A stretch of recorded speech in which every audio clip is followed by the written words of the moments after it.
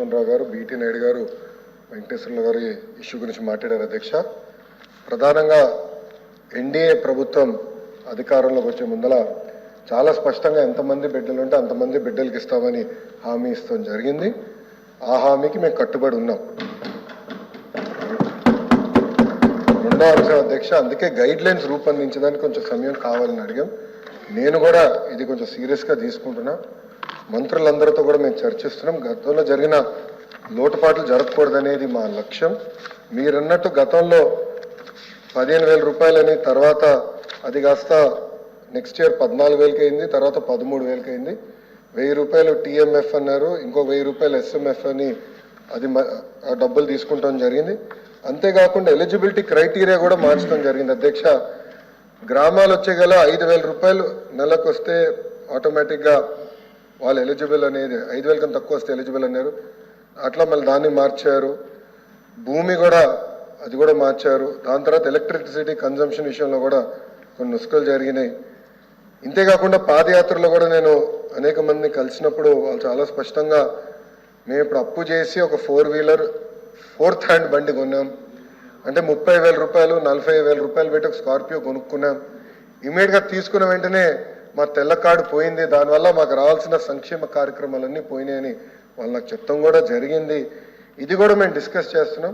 ఎందుకంటే గ్రామ సచివాలయ, వార్డు సచివాలయాలు స్వామి గారి కింద ఉంది, మళ్ళీ ఆర్టీజీ నా కింద ఉంది. మీ ఇద్దరం కూర్చుని డేటాని కూడా ప్యూరిఫై చేయాలి, పకడ్బందీగా ఇది అమలు చేయాలనేది లక్ష్యంతో మేము చేస్తున్నాం అధ్యక్ష. సో మీకు ఎలాంటి సందేహంలా అవసరం లేదు. అర్హులు ఎంతమంది ఉన్నా ఇవ్వాలనేదే ఎన్డీఏ ప్రభుత్వం లక్ష్యం. అది మేము సాధిస్తాం. రెండోది, ఇది బోర్డు ప్రభుత్వం ప్రైవేట్ పాఠశాలలకు వెళ్ళే విద్యార్థులకి వర్తిస్తుంది. ఇంకో పక్కన పెద్దలు అన్నట్టు అధ్యక్ష 2019 నుంచి 24తో పోల్చితే ప్రభుత్వ పాఠశాలలో సుమారుగా 72,000 మంది విద్యార్థులు తగ్గారు అధ్యక్ష. ఇది కూడా మేము చర్చిస్తున్నాం. ఎందుకంటే నాడు నేడు కార్యక్రమం ద్వారా వేలాది కోట్ల రూపాయలు ఖర్చు పెట్టిన విషయం వాస్తవం. కానీ ఎందుకు విద్యార్థులు తగ్గారు? గత ప్రభుత్వం సిబిఎస్ఈ తీసుకొచ్చింది. సిబిఎస్ఈ మళ్ళీ బోర్డు ఎగ్జామ్స్ అని పెట్టారు. తర్వాత ఐబీ గురించి ప్రస్తావించారు. టోఫుల్ గురించి కూడా ఒక ప్రశ్న ఉంది, దాని గురించి కూడా మాట్లాడతారు. కానీ నిర్ణయాలు తీసుకున్నప్పుడు, విద్యా రంగంలో నిర్ణయాలు తీసుకున్నప్పుడు చర్చించాల్సిన అవసరం ఉంది. యూనియన్లతో మాట్లాడాలి, ఉపాధ్యాయులతో మాట్లాడాలి, అందరినీ కూర్చోబెట్టి ఆమోద్యమైన పరిష్కారం వెతకాల్సిన అవసరం ఉంది అధ్యక్ష. నీ జర్క్ రియాక్షన్ తీసుకోవాల్సిన అవసరం లేదు. అందుకే మీరు చూస్తే నేను మంత్రి కరెక్ట్గా ఈ రోజుతో నెల అయింది నేను ఛార్జ్ తీసుకుని.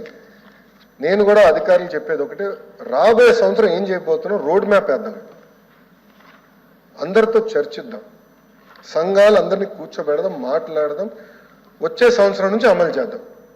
నాకు నచ్చింది కనుక ఇది ఇద్దాం, నాకు నచ్చలేదు కనుక ఇది తీసేద్దాం అనేది కరెక్ట్ కాదు. చర్చించిన తర్వాత నేను నిర్ణయం తీసుకుందాం అనేది ఒక లక్ష్యంగా మేము పెట్టుకున్నాం. పెద్దలు వెంకటేశ్వర గారు అన్నట్టు వాస్తవం, ప్రభుత్వ పాఠశాలలో అడ్మిషన్స్ తగ్గుతున్నాయి అంటే ఎలాంటి సందేహం లేదు. ఒక పక్కన ఎన్డీఏ ప్రభుత్వం రిక్రూట్మెంట్ కూడా చేస్తుంది. మీరు చూసారు, దాదాపు 16,000 మంది ఉపాధ్యాయుల రిక్రూట్మెంట్కి మేము తొలి అడిగేసాం. అది మేము నెక్స్ట్ అకాడమిక్ ఇయర్కి మేము పూర్తి చేస్తాం. కానీ ఇంకో పక్కన చూస్తే దాదాపు 11,000 పాఠశాలలో 10 కన్నా తక్కువ మంది విద్యార్థులు ఉన్నారు. ఎందుకున్నారు? ఎలా అడ్మిషన్స్ పెంచాలి, నాణ్యత ఎలా పెంచాలి, అసెస్మెంట్ ఎలా చేయాలి, టెక్నాలజీతో జోడించి ఎలా చేయాలి, first grade, second grade, third grade pressure లేకుండా సిస్టమేటిక్ ఎట్లా చేయాలనేది కూడా మేము చర్చిస్తున్నాం. పక్క రాష్ట్రాల్లో కూడా ఏం జరుగుతుందో మేము చూస్తున్నాం. అటు ఉత్తరప్రదేశ్లో ఒక మోడల్ ఉంది, ఢిల్లీలో ఒక మోడల్ ఉంది, పక్క రాష్ట్రాల్లో కూడా ఏం జరుగుతుందో అందరం చర్చిస్తున్నాం. అధికారులు కూడా ఒక టీం వేసాం, వాళ్ళు కూడా వెళ్ళి చూస్తున్నారు. వాళ్ళు నివేదిక ఇచ్చినా నేను కూడా వెళ్ళాలనుకుంటున్నా.